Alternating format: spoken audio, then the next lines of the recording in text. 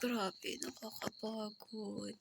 I think I just got the time now to really do some vlogging. And siguro mag-Tagalog na lang ako para di nila ako masyadong maintindihan. Yung lang, 4 lang yung nakakaintindi sa akin. So anyways, so ayun, bale, ito na. We're staying in this Guangzhou House of Talents. So right now, we're here. And ilang araw ba kami nandito? We spend the night on November 28. So 28 ng gabi, 29 at ngayong gabi kasi November 30 ngayon.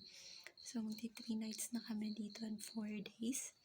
And hanggang hanggang December 2 night and then December 3 morning dito kami.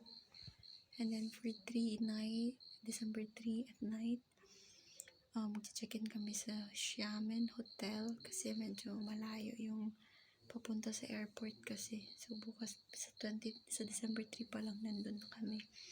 So, yeah. And then, actually ngayon kakatapos lang ng evening party. But it's not really an evening party. It's more of like talent shows. Yeah.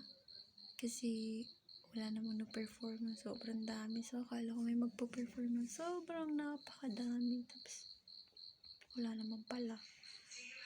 So, yun yung nangyari.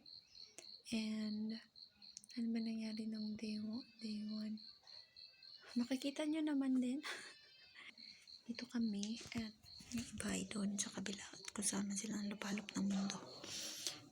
Lupalop lang ng Guangzhou. So this is the Hushan community of Guangzhou